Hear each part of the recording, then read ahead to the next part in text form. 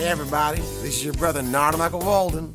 Welcome to All In, my podcast where we break down music, life, love, interviews, and conversations.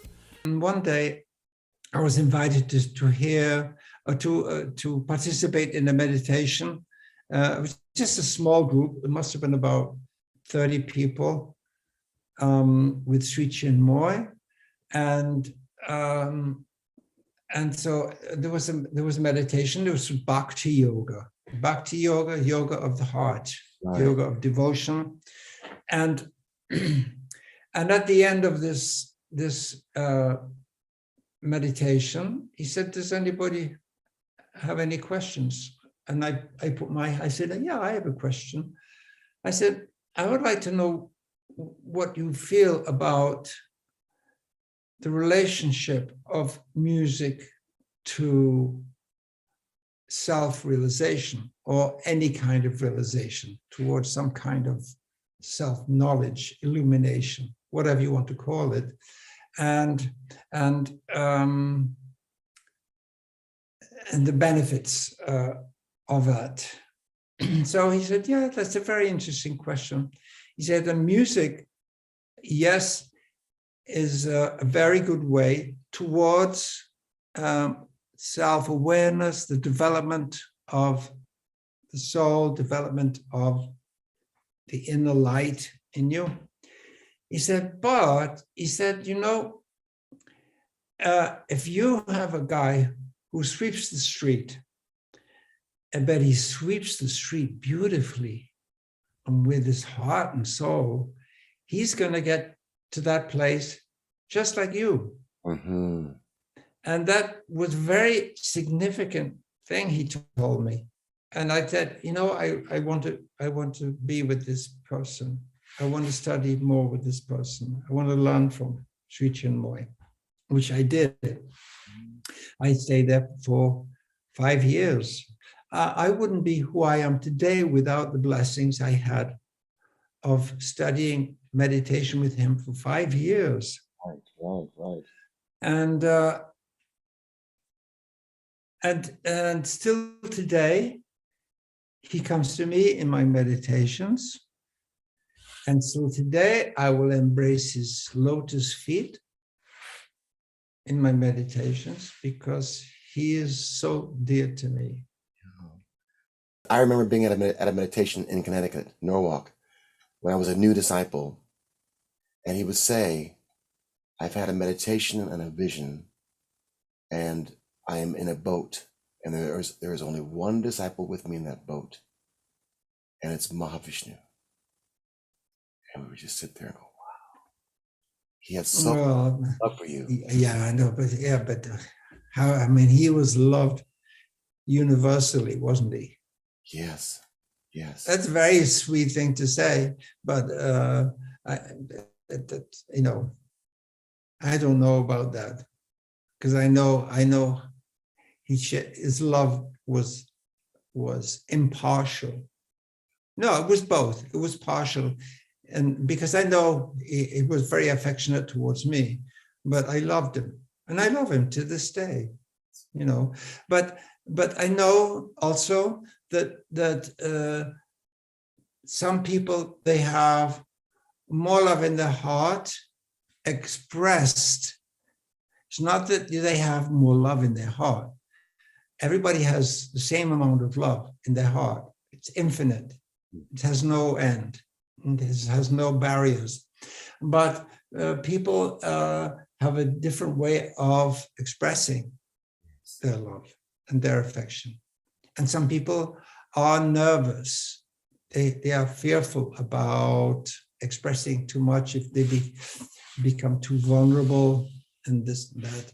But generally speaking, those modest people, I still write to my fellow disciples, and they write to me. Beautiful. Yes, we do. Do they write to you too? Yeah, I keep in touch with some. Good. Yeah. Very good.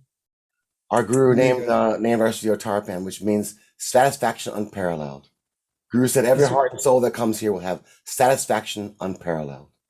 satisfaction unparalleled. Yeah, exactly. Very nice. Exactly. Good. Very good. I would like to be able to ask you a few questions, if that's okay. Well, if I have a few answers, I'll give them to you free of charge. Free of charge. Thank you.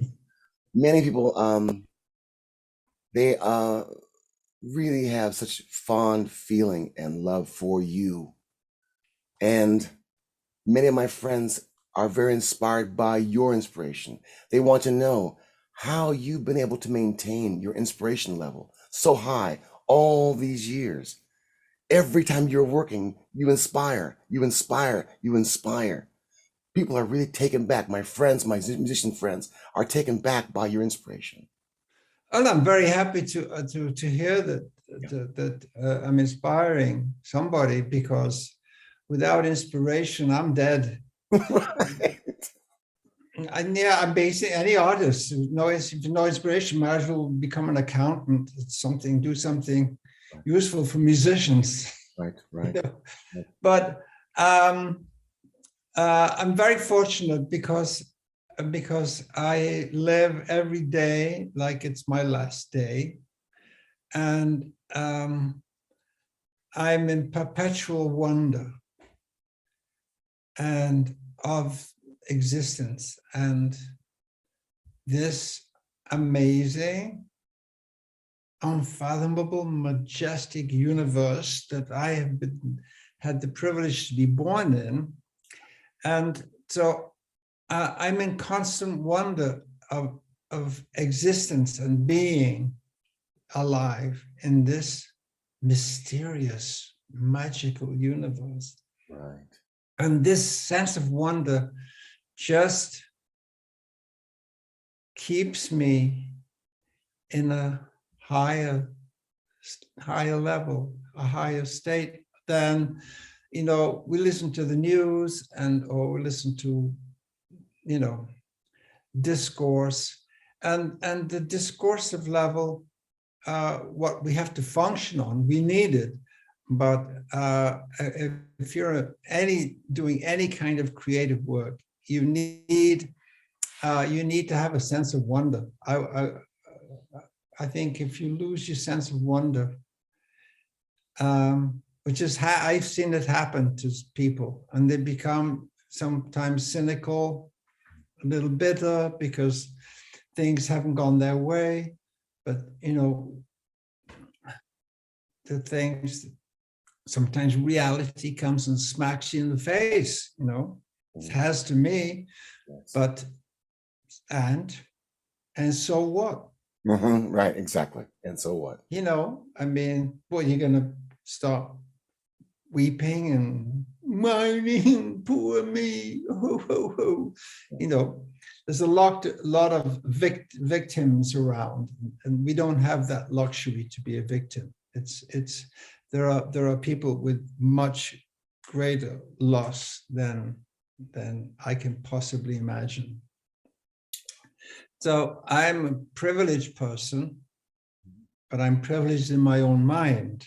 And because of that, I have a privileged life, because I'm aware of the blessings that I have.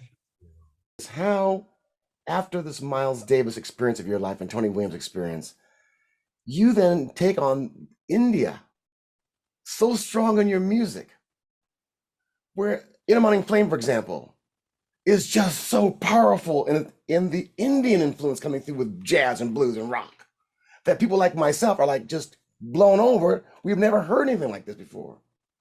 Can you speak about that? Your attraction to the Indian side so powerfully.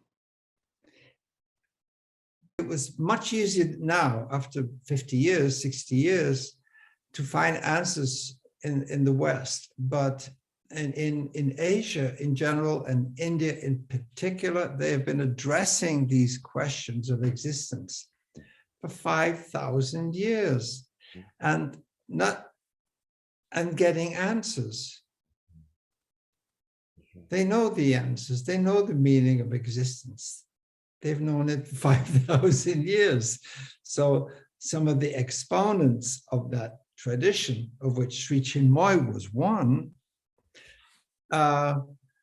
You just have to open a book of the Upanishads. It goes back thousands of years, and the wisdom inside there, the wisdom, the light, it's just marvelous.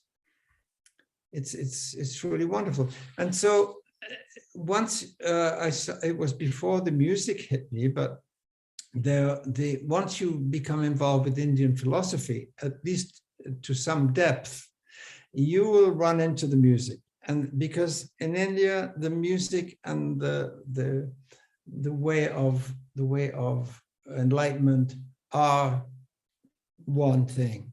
They're not separate.